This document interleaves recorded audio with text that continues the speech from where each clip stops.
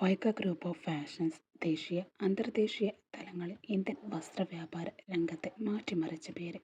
കൊച്ചിയിലെ ആസ്ഥാന മന്ദിരത്തിൻ്റെ 20ാമത്തെ നിലയിലെ വിശാലമായ ഡിസൈനിങ് സ്റ്റുഡിയോയിൽ ജഗൻ നിൽക്കുകയാണ്. ചുറ്റും ലോകത്തിൻ്റെ വിവിധ കോണുകളിൽ നിന്ന് എത്തിച്ച അപൂർവമായ തുണിത്തരങ്ങളും അത്യാധുനിക ഫാഷൻ സ്കെച്ചുകളും.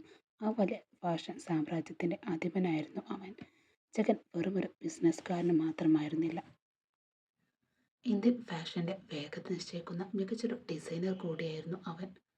സ്റ്റുഡിയോ ഗ്ലാസ് വാതിൽ തുറന്ന് അകത്തേക്ക് വന്ന സായന്തിനെ നോക്കി ജഗൻ ഒന്ന് പുഞ്ചിരിച്ചു. കയ്യിലൊരു പുതിയ ഫാഷൻ കോൺസെപ്റ്റ് സ്കെച്ചുമായാണ് സായന്ത് അങ്ങോട്ട് കടന്നു വന്നതും. ജഗന്റെ ബിസിനസ് സാമ്രാജ്യത്തിന്റെ നട്ടെല്ലും അവന്റെ ക്രിയേറ്റീവ് ചിന്തകളുടെ ജീവൻ നൽകുന്ന ഒരേയൊരു സുഹൃത്താണ് സായന്ത്. ജഗൻ, അടുത്ത മാസത്തെ ഇന്റർനാഷണൽ ഫാഷൻ വീക്കെൻഡിലെ മെയിൽ കളക്ഷൻ ഡിസൈനുകൾ റെഡിയാണ്, നീ ഇതൊന്ന് നോക്ക്, സായന്ത് ഐപാഡ് മേശപ്പുറത്ത് വെച്ചുകൊണ്ട് പറഞ്ഞു. രണ്ടുപേരും ചെറുപ്പം മുതൽ ഒന്നിച്ച് പഠിച്ചവരാണ്. ഓരോ ഫാഷൻ സ്കൂളിൽ നിന്ന് ബിരുദം നേടിയവരും. അന്ന് തൊട്ടേ അവരുടെ ചിന്തകളും ഫാഷൻ സെൻസും ഒരേ നൂലിൽ കോർത്തതുപോലെയായി. ഇന്ന് അവർ ധരിച്ചിരുന്ന ഇറ്റാലിയൻ കട്ട് ലിനൻ ഷർട്ടുകളുടെ നിറവും സ്റ്റൈലും ഒരുപോലെ തന്നെയാണ്. വസ്ത്രധാരണ ഈ സമാനത അവരുടെ ആഴമേറിയ സൗഹൃദത്തിന്റെ പ്രതിഫലനം കൂടിയായിരുന്നു. പെർഫെക്റ്റ് സായൻ, ഈ കോണ്ടംപററി ട്രഡീഷണൽ മിക്സ് ആളുകൾക്ക് ഒരുപാട് ഇഷ്ടപ്പെടും. വൈഗ ഗ്രൂപ്പിന്റെ ചരിത്രത്തിലെ ഏറ്റവും മികച്ച ഫാഷൻ ഷോ ആയിരിക്കും ഇത്, ജഗൻ ആ സ്കെച്ചുകളിലൂടെ കണ്ണൊടിച്ചുകൊണ്ട് പറഞ്ഞു.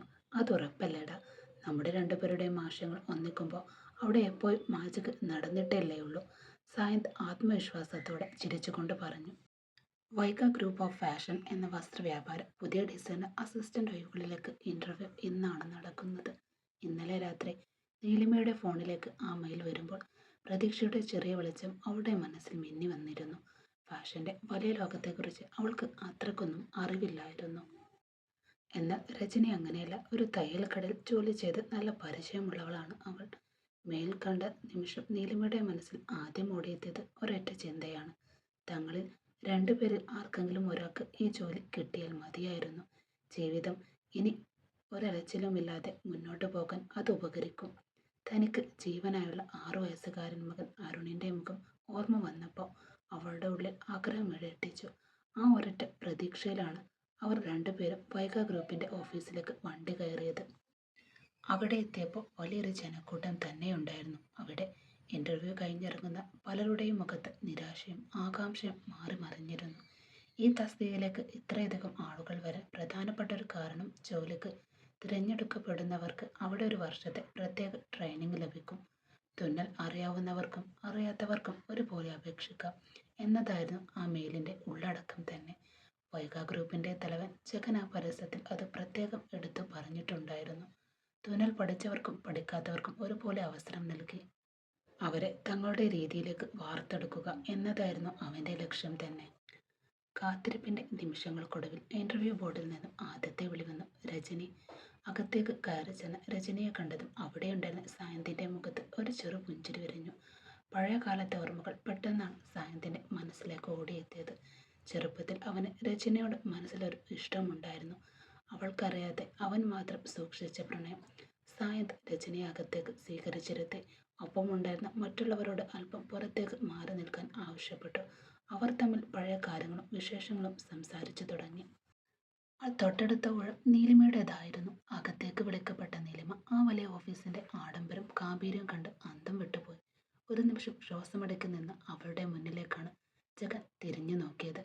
നീലിമയെ കണ്ടതും ജഗന്റെ മുഖഭാവം മാറി. ഓഫീസിന്റെ ഗൗരവമെല്ലാം മാറ്റിവെച്ച് അവൻ ചോദിച്ചു, ഇപ്പോ എല്ലാം ഓക്കെയായോ നിന്റെ? നീലിമയൊന്ന് പറഞ്ഞു. ജഗൻ അവിടെ തീർന്നില്ല. അവൻ അവളുടെ വ്യക്തി ജീവിതത്തിലേക്ക് കടന്നു കയറിക്കൊണ്ട് അടുത്ത ചോദ്യം എറിഞ്ഞു കൊടുത്തു.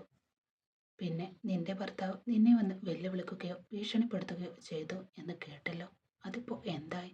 തന്റെ സ്വകാര്യ ജീവിതത്തെക്കുറിച്ച് അയാൾ ആ ചോദ്യം നീലിമയെ അസ്വസ്ഥയാക്കി. അവൾ പരമാവധി സ്വയം നിയന്ത്രിച്ചുകൊണ്ട് മറുപടി പറഞ്ഞു, ഇല്ല സർ, ഇപ്പോൾ എല്ലാം നോർമലായിട്ടുണ്ട്. പോലീസിൽ പരാതിന് ശേഷം എല്ലാം നോർമലായി. സർ, അതൊക്കെ അവിടെ നിൽക്കട്ടെ, നമുക്ക് ഇന്റർവ്യൂവിന്റെ കാര്യം. എന്നാൽ നീലിമയുടെ വാക്കുകൾ പൂർത്തിയാക്കാൻ ജഗൻ സമ്മതിച്ചില്ല. അവന്റെ മുഖത്ത് ക്രൂരമായ പരിഹാസച്ചിരി വിരിഞ്ഞു. കസേരയിലേക്ക് അല്പം ചാരിയിരുന്നു. അവളെ തറപ്പിച്ച് നോക്കിക്കൊണ്ട് അവൻ തന്റെ യഥാർത്ഥ ഭാവം പുറത്തേക്കെടുത്തു. നീ എന്തിനാ നീലിമേ ഇങ്ങനെ കഷ്ടപ്പെടുന്നേ? ഇൻ്റർവ്യൂവും ജോലിയുമൊക്കെ നിനക്ക് ഞാൻ തരാം. പക്ഷേ ഈ വേഗ ഗ്രൂപ്പിൽ നൈറ്റ് ഡ്യൂട്ടിക്ക് കാണും. ചിലപ്പോൾ നേരം വെളുക്കുവോളം ഇവിടെ നിൽക്കേണ്ടി വരും. അത് കഴിഞ്ഞ് മാത്രമേ നിനക്ക് വീട്ടിൽ പോകാൻ പറ്റൂ. അനുസരണയോടെ ഇവിടെ നിന്ന് നിനക്കും കൊള്ളാം. നിന്റെ 6 വയസ്സുകാരൻ മുൻ അരുണിനെയും കൊള്ളാം. അല്ലാതെ എന്നെ വെല്ലുവിളിക്കാൻ നോക്കിയാൽ തൻ്റെ മകൻ്റെ പേര് അവൻ്റെ നാവിൽ നിന്ന് കേട്ടതും ഭീഷണിയുടെ സ്വരത്തിൽ ആ വാക്കുകൾ പൂർത്തിയാക്കും പോലും അനുവദിക്കാതെ നീലിമ നിയന്ത്രണം വിട്ടു. ഒരു സ്ത്രീ എന്ന നിലയിൽ അവളുടെ ആത്മാഭിമാനത്തെയും ഒരമ്മ എന്ന നിലയിൽ അവളുടെ മാതൃത്വത്തെയും ഒരുപോലെ തകർത്തിരുന്നു ജഗൻ്റെ വാക്കുകൾ. സഹിക്കാൻ പറ്റാവുന്നതിലും അപ്പുറമായിരുന്നു അത്. ഉള്ളിൽ അമർഷവും സങ്കടവും ഒരുപോലെ ഇരച്ചു കയറി അവൾ വിറച്ചു. ഇനി എനിക്ക് ഇവിടെ ഒരു നിമിഷം പോലും നിൽക്കണമെന്ന് താല്പര്യമില്ല. അമർഷം കൊണ്ട് വിറക്കുന്ന ശബ്ദത്തിൽ അത്രമാത്രം പറഞ്ഞു അവൾ. കണ്ണുകൾ നിറഞ്ഞൊഴുകിയ കണ്ണുനീർ തുടക്കാൻ പോലും നിൽക്കാതെ അവൾ അവിടെ നിന്നും ഇറങ്ങി നടന്നു. ക്യാബിൻ്റെ വാതിൽ തുറന്ന് നീലിമ നിയന്ത്രണം വിട്ട് കരഞ്ഞുകൊണ്ട് പുറത്തേക്ക് പാഞ്ഞു പോകുന്നത് മാറി നിന്ന് സംസാരിച്ചു കൊണ്ടിരിക്കുന്ന രജനിയും സായന്തും കണ്ടു. പരസ്പരം എന്തൊക്കെയോ ഗൗരവമായി സംസാരിക്കുകയെന്ന് അവരുടെ സംഭാഷണം പെട്ടെന്ന് നിലച്ചു. പെട്ടെന്ന് അവിടെ എന്താണ് സംഭവിച്ചതെന്നറിയാതെ അന്തം വിട്ടു പോകുന്ന നീലിമയെ നോക്കി അവർ രണ്ടുപേരും പരസ്പരം മുഖത്തോട് മുഖം നോക്കി നിന്നു. അവിടെ നിന്നും ഇറങ്ങിയ ശേഷം രജനിയും നീലിമയും നേരെ വീട്ടിലേക്ക് തിരിച്ചു. ബസ്സിലായിരിക്കുമ്പോഴും നീലിമയുടെ മുഖത്തെ ആ മ്ലാനത മാറിയിരുന്നില്ല. അവളുടെ കണ്ണുകൾ ഇപ്പോഴും നിറഞ്ഞു തന്നെയായിരുന്നു. യാത്രക്കുടനീളം രജനി അവളെ തന്നെ നോക്കുകയായിരുന്നു. ഒടുവിൽ സൈകട്ട് രജനി ചോദിച്ചു, നീലിമേ, നീ അവിടെ നിന്ന് അങ്ങനെ ഇറങ്ങി പോന്നേ? എന്താ ഉണ്ടായത് എന്ന് നീ എന്നോട് ഇതുവരെ പറഞ്ഞില്ല. എത്ര ചോദിച്ചിട്ടും നീ എന്താ ഒന്നും മിണ്ടാത്തത്? നീലിമ കുറച്ചു നേരം ജനലിലൂടെ പുറത്തേക്ക് നോക്കി ശൂന്യമായെന്ന് നിശ്വസിച്ചു. അവളുടെ മനസ്സിൽ ജഗന്റെ ക്രൂരമായ മുഖവും വാക്കുകളും വീണ്ടും വീണ്ടും വന്നുകൊണ്ടിരുന്നു. ഒടുവിൽ ഉള്ളിലെ സങ്കടം അടക്കാനാവാതെ അവൾ രജനിയെ നോക്കി പറഞ്ഞു, ഞാൻ വിചാരിച്ചു രജനി, അന്ന് അപകടത്തിൽ നിന്നും പ്രശ്നത്തിൽ നിന്നും ഒക്കെ എന്നെ രക്ഷിക്കുന്നത് കണ്ടപ്പോൾ അയാൾ വലിയൊരു മാന്യനാണെന്ന് ഞാൻ കരുതി. ദൈവത്തെ പോലെയാണ് ഞാൻ അയാളെ കണ്ടതും. പക്ഷെ ഇത്രയും നീചമായ ഒരു സ്വഭാവമാണ് അയാളുടെ ഉള്ളിലെന്ന് എനിക്ക് അറിയില്ലായിരുന്നു. ഒരു പെണ്ണിനോട് എങ്ങനെ പെരുമാറണമെന്ന് പോലും അറിയാത്തൊരു മൃഗമാണ് അയാൾ. നീലിമയുടെ വാക്കുകൾ കേട്ടതും രജനി ഒരു നിമിഷം സ്തംഭയായി. ജഗനെക്കുറിച്ച് നീലിമ പറഞ്ഞ കാര്യങ്ങൾ അവളിൽ വലിയ ചിന്തകളുണ്ടാക്കി. പുറമേക്ക് കാണുന്ന പത്രാസിൽ ഇങ്ങനെയൊരു മുഖം ജഗനുണ്ടായിരുന്നോ എന്ന് അവൾ അത്ഭുതപ്പെട്ടു. അപ്പോഴും ബസ് അവരുടെ സ്റ്റോപ്പിൽ എത്തിയിരുന്നു. നീലിമ കണ്ണീർ തുടച്ചുകൊണ്ട് രജനിയുടെ കയ്യിൽ പിടിച്ചു. നീ ഒന്ന് വേഗം വന്ന്, നേരം ഒരുപാടായി. നമ്മുടെ അരുൺ മോൻ ഇപ്പോൾ സ്കൂൾ വിട്ടു വരാറാകും. അവൻ എത്തുന്നതിന് മുമ്പ് എനിക്ക് വീട്ടിലെത്തണം. ജഗന്റെ വാക്കുകൾ ഏൽപ്പിച്ച് മറുപടി ഉള്ളിലൊതുക്കി തൻ്റെ 6 വയസ്സുകാരൻ മകനെ മുഖമോർത്ത് അവൾ വേഗത്തിൽ വീട്ടിലേക്ക് നടന്നു. രജനിയും ഒന്നും മിണ്ടാതെ അവളോടൊപ്പം നടന്നു നീങ്ങി. എടി, നിന്നെ അന്ന് ആ ജയന്റെ കയ്യിൽ നിന്ന് രക്ഷിച്ചത് ജഗൻ സാറല്ലേ? എന്നിട്ട് നീ അദ്ദേഹത്തെക്കുറിച്ചാണ് ഈ പറയുന്നതൊക്കെ? രജനി ഗൗരവത്തിൽ ചോദിച്ചു. നീലിമ ഒന്നും മിണ്ടാതെ നിന്നതേയുള്ളൂ. രജനി വീണ്ടും തുടർന്നു. അദ്ദേഹത്തിന് ഒരു മോളുണ്ട്. നമ്മുടെ അരുൺ മോനെ പോലെ തന്നെ ഒരു കുഞ്ഞ്. 10 വയസ്സേ ഉള്ളൂ അവൾക്ക്. അവളുടെ അമ്മയും അവർക്ക് നഷ്ടപ്പെട്ടതാ.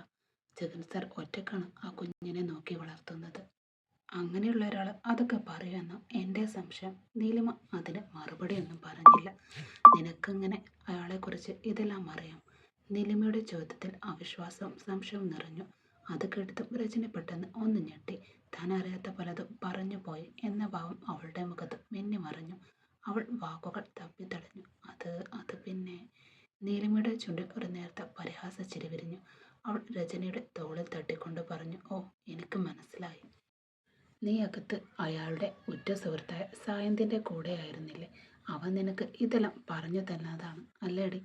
പെട്ടെന്ന് കള്ളം പിടിക്കപ്പെട്ടു തോന്നിയെങ്കിലും സായന്തിൻ്റെ പേര് കേട്ടതും രജനിയുടെ മുഖത്ത് ഒരു ചെറിയ നാണം കലർന്ന പുഞ്ചിരി വിരിഞ്ഞു. അവൾ പതുക്കെ തലയാട്ടി അത് സമ്മതിച്ചു. പിന്നീട് അല്പനേരം അവർക്കിടയിൽ മൗനമായിരുന്നു. വീട്ടിലേക്കുള്ള വഴിയിലൂടെ നടക്കുമ്പോൾ രജനി വീണ്ടും സംസാരിച്ചു. നീലിമേ, നീ ആ വലിയ ഫാഷൻ ഗ്രൂപ്പിൻ്റെ ജോലി നിനക്ക് വേണ്ടെങ്കിൽ വിട്ടേക്ക്. എനിക്കവിടെ കിട്ടി. ഇനി നിനക്ക് ജീവിക്കാൻ വേറെ വഴികളുണ്ട്. വേണമെങ്കിൽ നമ്മുടെ കോമ്പൗണ്ടിൽ തന്നെ ഒരു ചെറിയ തയ്യൽ കടയുണ്ടടി. നീ കണ്ടിട്ടില്ലേ അത്? അവിടെ ഇപ്പോൾ മറ്റൊരു സ്ത്രീയും ജോലിക്ക് വരുന്നുണ്ട്. അവർക്കും ഒരു കുട്ടിയുണ്ട്. നീയും കൂടി അങ്ങോട്ട് ചെന്ന് ആകെ 2 പേരാകും. അങ്ങനെ നിനക്ക് അവിടെ ഒരു ചെറിയ തയ്യൽ കടയും ഷോപ്പ് പോലെ കാര്യങ്ങൾ നോക്കി നടത്താം. നീലിമ പ്രതീക്ഷയോടെ രജനിയുടെ മുഖത്തേക്ക് നോക്കി പറഞ്ഞു. പക്ഷെ ഒരു കാര്യമുണ്ട്. രജനി ഒന്ന് നിർത്തിയിട്ട് പറഞ്ഞു. അവിടുത്തെ കടയുടെ ഓണർ തുടക്കത്തിൽ നിനക്ക് 5000 രൂപയെ ശമ്പളമായി തരുകയുള്ളൂ. നിന്റെയും അരുൺമോൻ്റെയും ആവശ്യങ്ങൾക്ക് അത് തികയുമെങ്കിൽ നിനക്ക് ആ ജോലിക്ക് ഓക്കെ പറയാം. എന്താ നിന്റെ അഭിപ്രായം?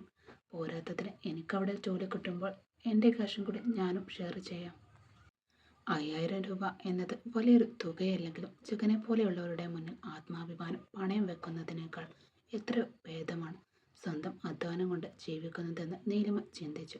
അവളുടെ മനസ്സിൽ ഒരു പുതിയ പ്രതീക്ഷയുടെ വെളിച്ചവും തെളിഞ്ഞു.